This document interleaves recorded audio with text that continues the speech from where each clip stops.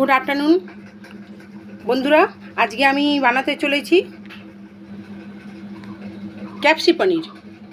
ক্যাপসি butter পনির। তার জন্য এখানে আমি নিয়েছি 300-র ওপরে, মানে 350 গ্রাম মতো পনির। 350 গ্রাম মতো পনিরটাকে আমি নিয়ে সেটাকে আমি এরকম ছোট ছোট কিউব করে কেটে রেখেছি। আর তার সাথে নিয়ে নিয়েছি এখানে একটা ক্যাপসিকামকে ছোট ছোট করে কেটে রেখেছি। ছেলেটা পুজো করছে চান করে উঠে। নিয়েছি এখানে মাখন নিয়েছি, বাটার, চেরা কাঁচা লঙ্কা, আদা কুচি, কাশ্মীরি লঙ্কা গুঁড়ো, জিরে গুঁড়ো, নুন, হলুদ,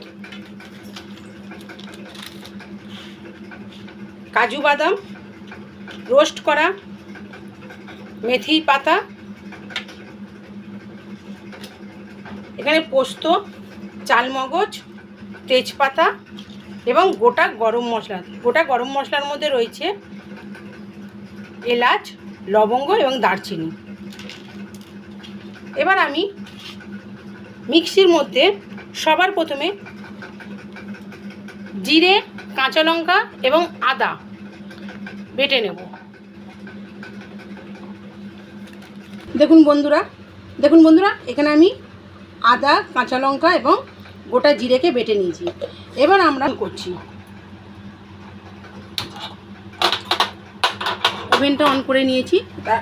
আমার এখানেতে কড়া বসানোই আছে। এবার কড়ার মধ্যে আমি একটু সাদা তেল এবং অল্প একটু বাটার দিয়ে দিচ্ছি সাদা তেল অল্প করে।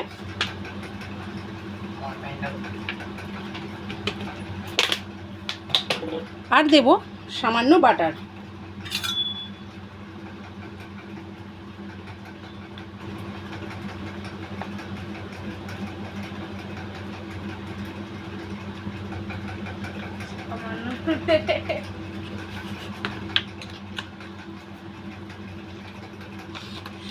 এটা এখন আমি গরম হতে দিলাম। গরম হলে পনিরগুলোকে এর মধ্যে ভেজে নেব। পাশের ওভেনটা জ্বালিয়ে নিলাম। এর মধ্যে একটা বাটিতে কিছু সামান্য জল নিয়ে একটুখানি গরম করে নেব। দেখুন বন্ধুরা, এটা আমি নিভিয়ে দিয়েছি, গরম জলটা সাইডে রেখে দিলাম। এখানে বাটার তেলটাও গরম হয়ে গেছে। এবার এর মধ্যে আমি কেটে রাখা পনিরগুলোকে দিয়ে দিচ্ছি। পনিরগুলো বেশি ভাজবো না, হালকা একটুখানি নেড়ে নিয়ে তুলে নেব, কারণ পনির বেশি ভাজলে শক্ত হয়ে যায়।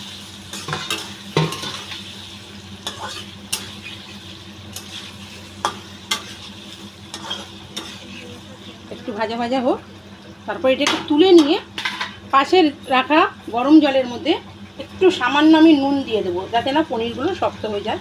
তার জন্য দেখুন নুনটা দিয়ে দিলাম। ওই নুন জলটার মধ্যে আমি পনিরগুলোকে ভেজে ভেজে তুলে ওর মধ্যে দিয়ে দেবো।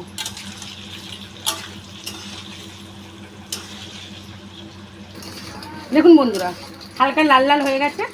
এবার এটাকে তুলে নেব। এটাকে তুলে নিয়ে পাশে গরম জলের মধ্যে দিয়ে দিচ্ছি।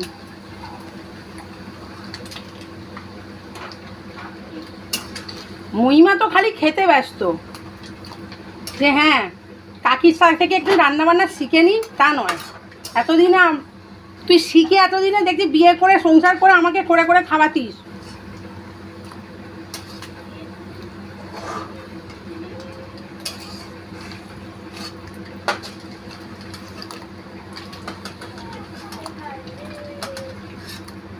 বন্ধুরা, আমার ক্যামেরাম্যান হচ্ছে মহিমা।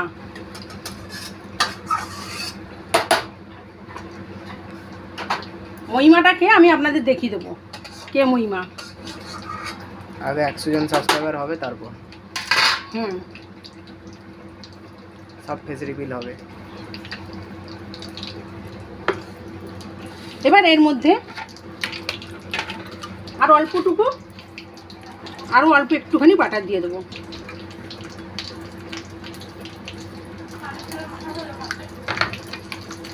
বেশি বাটার খেলে আরও মোটা হয়ে যাবে, এমনি আমি মোটা আছি।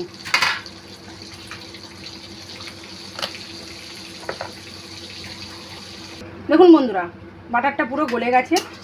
এবার এর মধ্যে আমি এক এক করে তেজপাতা,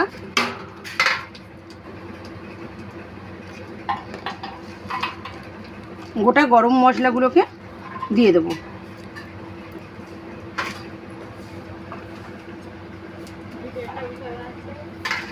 গোটা গরম মশলাগুলোকে দিয়ে দিলাম।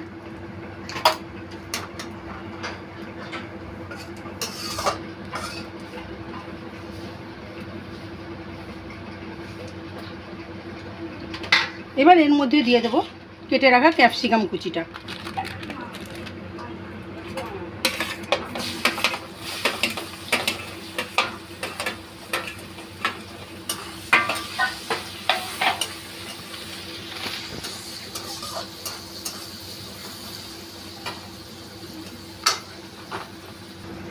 দেখুন বন্ধুরা, ক্যাপসিকামটা একটু ভাজা ভাজা হয়ে গেছে। এবার এর মধ্যে আমার বেটে রাখা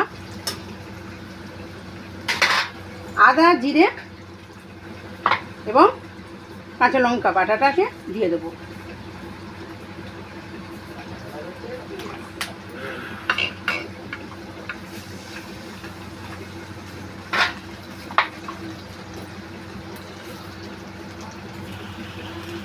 এবার আমি বাটাগুলোতে দিয়ে দিলাম। এবার আমি দিচ্ছি সামান্য নুন বেশি দেবো না, কারণ পনিরের মধ্যে পনিরটা ভিজিয়ে রেখেছি যে জলটা, তার মধ্যে তো অল্প নুন দিয়েছি। বেশি নুন হয়ে গেলে পরে খাওয়া যাবে না, পরে স্বাদ বুঝিয়ে করবো দেবো। আবার এই দিলাম হলুদ অল্প করে।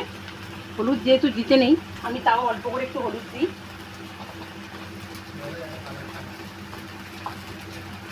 একটু দিচ্ছি কাশ্মীরি মির্চ। জিরে গুঁড়ো দেবো না, কারণ জিরেটাকে আমি গোটা বেটে নিয়েছি। একটু কাশ্মীরি মির্চ দিলাম কালারের জন্য।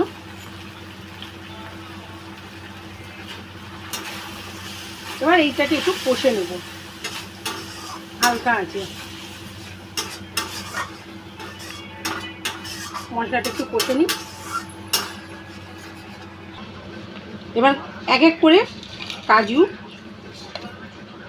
পোস্ত এবং চালমগজ যেটা রেখেছিলাম, এটাকে আমি শুকনোভাবে বেটে নেব।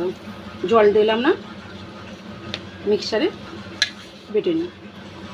কাঁচা লঙ্কাটা থাক, কাঁচা লঙ্কা গোটা দেবো। দেখুন বন্ধুরা, পেস্ট করে নিয়েছি, বেটে নিয়েছি কাজু, পোস্ত এবং চালমগজটাকে।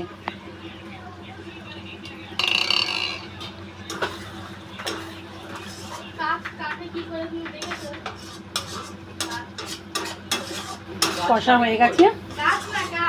এবার এর মধ্যে কাজু, পোস্ত এবং চালমগজ বাটাটাকে দিয়ে দিলাম।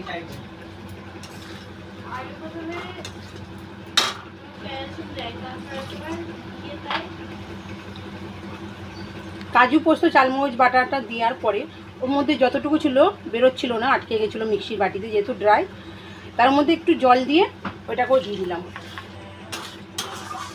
দেখুন এখনও রয়েছে।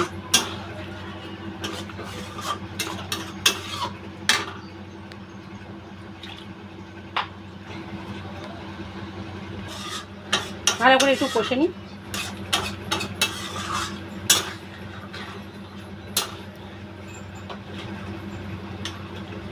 কাঁচা গন্ধটা চলে গেলে পরেই আমি আবার এর মধ্যে পনিরগুলোকে দিয়ে দেবো। কাঁচা গন্ধ যতক্ষণটা না যাচ্ছে ততক্ষণ আমি নাড়তে থাকবো। দেখুন বন্ধুরা, কাঁচা গন্ধটা চলে গেছে। এবার এর মধ্যে আমি ভিজিয়ে রাখা পনিরগুলোকে দিয়ে দেবো। নুন জলে যেটা ভিজিয়ে রেখেছিলাম ঢেলে দেবো, জলটা সমেতই ঢেলে দেবো। আর একটুখানি মধ্যে জল নিই।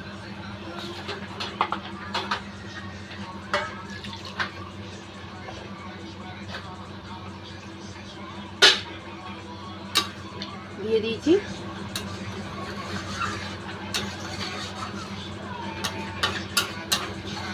চিড়ে রাখা কাঁচা লঙ্কা দুটো আছে, সেই দুটোকে দিয়ে দিচ্ছি।